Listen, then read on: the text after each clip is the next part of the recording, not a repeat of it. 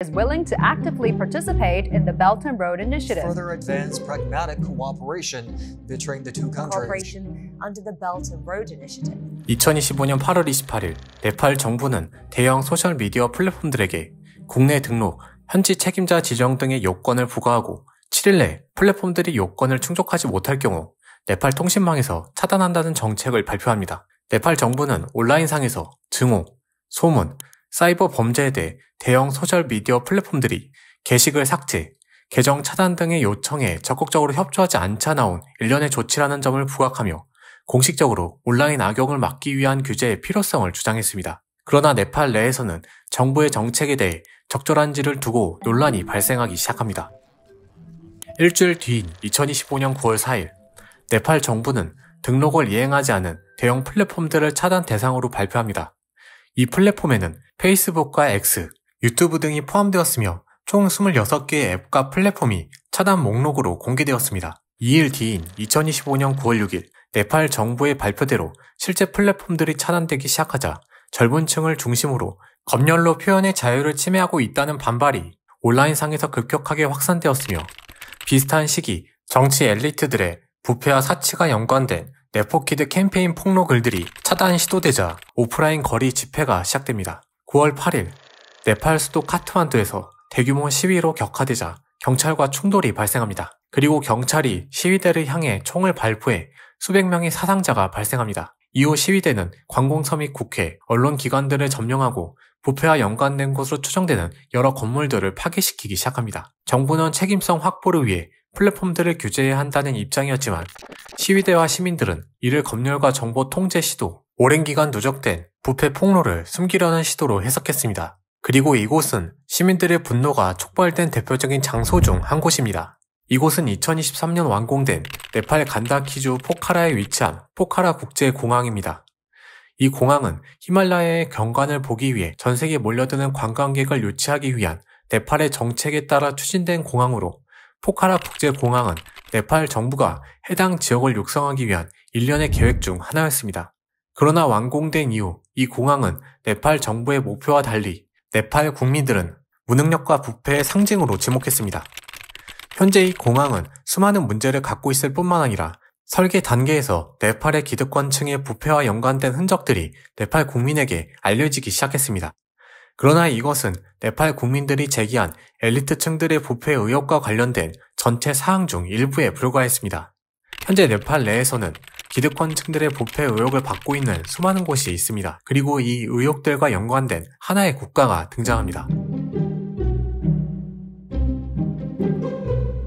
중국은 현재 네팔 사태에 안정을 촉구하며 매우 신중한 태도로 대응하고 있습니다. 그리고 중국은 현재 네팔 내에서 발생한 네포키드 폭로 캠페인과는 직접적인 연관이 없는 것으로 알려져 있습니다. 그러나 이러한 사실이 현재 네팔 내 상황과 완전하게 무관하다고 단정할 수 없습니다. 오랜 기간 동안 네팔 내 발생한 정치 엘리트들의 부패 의혹에는 중국도 공공연히 함께 등장했기 때문이었습니다. 이 때문에 이번 네팔의 사태가 중국에게 긴장을 불러오고 있다고 말하고 있습니다. 이것은 무엇을 의미하는 걸까요? 중국은 현재 네팔의 사태와 어떤 연관성이 있는 걸까요?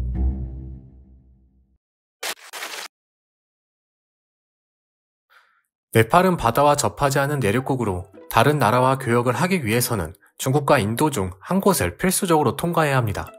하지만 네팔은 지정학적으로 히말라야 산맥이 북쪽에 위치해 있어 남쪽인 인도를 통한 교역이 잦았고 이것은 네팔과 인도 사이에 체결된 평화우호 조약 등의 제도적 교류와 합쳐져 인도에 더욱 의존하는 구조로 이어졌습니다.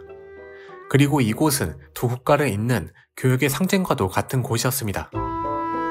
네팔은 2015년 이전까지 인도와 접한 국경선을 따라 여러 공식적인 국경 통과 지점이 존재했으며 이중 비르간지 검문소는 네팔 전체 수입 물량의 최대 70%가 통과하는 핵심 지점으로 네팔은 해당 검문소를 통해 인도 콜카타 항구로 이어진 경로를 따라 인도를 비롯한 제3국과 교역을 하고 있었습니다. 그러나 네팔 경제의 상당 부분이 인도에 의존한다는 점은 곧 네팔 내 정치, 외교, 경제가 인도의 영향에 크게 좌우될 수밖에 없다는 현실적 문제가 함께 따라올 수밖에 없는 구조였습니다. 2015년 네팔 정부는 새로운 헌법을 통해 네팔 연방 구조의 본질적인 개혁을 추진합니다.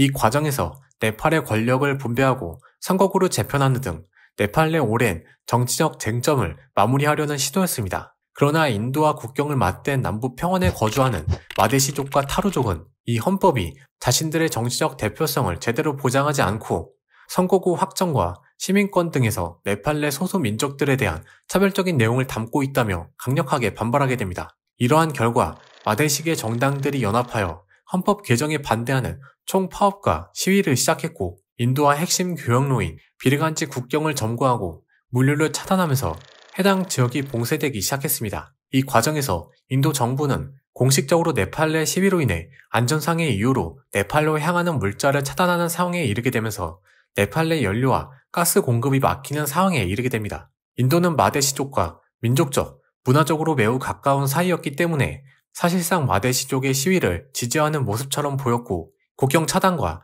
네팔 물류 봉쇄의 시작은 마데시족의 시위였지만 인도가 국경 너머에서 이를 비공식적으로 지원하고 네팔 정부에 대한 압박의 수위를 높였다는 분석이 지배적입니다. 특히 비슷한 시기 발생된 네팔 대지진으로 인해 네팔의 피해를 복구하기 위한 구물자 수송이 마데시족의 시위와 인도 정부의 비공식 봉쇄로 막히자 네팔 내 반인도 감정이 폭발하는 상황에 이르게 됩니다.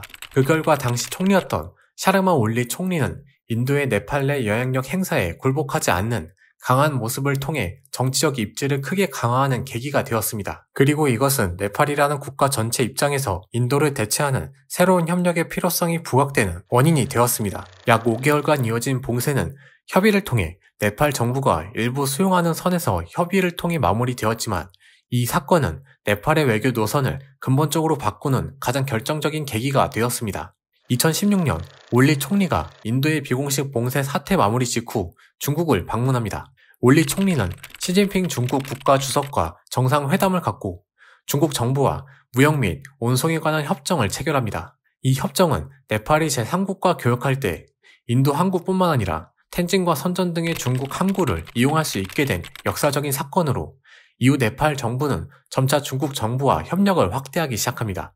네팔은 역사적으로 인도와 교류가 더 잦았기 때문에 중국 항구를 이용하기 위해서는 당시 상당히 열악한 상태의 인프라를 이용해야 했으며 단일 노선이 없어 철도와 도로교통망을 함께 이용해야 했습니다. 이 때문에 네팔은 중국과 협력 확대를 계기로 네팔 내 인프라뿐만 아니라 중국과 연결되는 인프라에 대대적인 투자 협력을 시작합니다. 중국은 당시 유럽을 잇는 1대1로 사업을 본격적으로 시작하면서 스리랑카, 방글라데시, 미얀마 등과 협력을 강화하고 있던 시점으로 네팔을 유럽으로 향하는 육상 운송 허브 중 한 곳으로 남아시아와 연결시킬 수 있는 전략적 거점 지역으로 활용할 계획을 세우게 됩니다. 이러한 두 국가의 전략적 이익을 위한 협의는 곧 도로, 철도, 항만 등 다양한 인프라 산업 기반을 가지고 있던 중국의 기업과 자본이 네팔 내 대규모로 유입되는 결정적인 계기가 되었습니다. 그리고 포카라 공항은 대표적인 두 국가의 협력의 성과처럼 보였습니다. 2013년 시작된 포카라 공항 계약 협의 단계에서 네팔 정부의 민간 항공청은 중국계 건설 기업의 기술과 중국계 은행의 자본을 토대로 해당 공항의 공사를 시작했습니다. 그러나 공사 시작과 함께 당초 계획과 다르게 설계상 문제점들이 지속적인 쟁점으로 제기되면서 공사 중 건설 비용이 지속적으로 증가하기 시작합니다. 이것은 준공 이후 공항의 운영과 안전, 시설 등에서 추가적인 문제가 제기되는 상황으로 이어졌습니다. 2023년 1월 15일 개항 후 2주 만에 발생한 대형 항공사고는 공항에 대한 논란을 확대시켰고 공항 설계와 장비 운항 절차에 대한 비판적 관심을 증폭시키는 결정적인 원인이 되었습니다. 특히 해당 공사를 진행하던 도중 공사와 관련된 납품, 세제 혜택, 비용 정산 등에서 절차와 회계상 문제가 지속적으로 제기되면서 네팔 내 언론들은 이를 공사 비용이 폭등하는 결정적인 원인으로 지목했습니다. 지속되는 포카라 공항에 대한 부패 의혹은 포카라 공항의 국제정기 노선 유치 실패 등과 맞물리면서 점차 네팔 국민들만 이용하는 국내 항공으로 전락하자 해당 공항 건설과 관련된 투명성 조사가 이루어지는 상황으로 치닫게 되었습니다. 공항에 대한 네팔 내 여론이 점차 격화되자 네팔 정부는 2024년부터 2025년 초까지 약 1년에 걸친 기간 동안 의회 공공위원회 산하 소위원회를 구성하고 포카라 공항에 대한 현장 조사 및 보고서 작성을 진행합니다. 2025년 4월 중순 포카라 지역 국제공항 현장 조사 및 모니터링 보고서가 의회에 비공식 제출됩니다. 그러나 네팔 언론들을 통해 해당 보고서 전체가 유출되어 네팔 국민들에게 알려지기 시작했습니다. 언론을 통해 유출된 보고서 내용에는 네팔 정부 내 일부 관료들이 중국계 시공사와 결탁해 세제 및 관세 면제, 절차적 특혜, 불투명한 공사비 추가 지급 등 편의를 제공했을 정황을 지적하는 사실이 담겨 있었습니다. 해당 보고서가 언론을 통해 공개되자 포카라 공항 건설에 참여한 중국계 건설 기업들은 즉각 반박하며 내용을 부정했습니다. 의회조사위원회 역시 아직 이것은 의혹과 정황 단계에서 머물러 있다는 점을 밝혔습니다.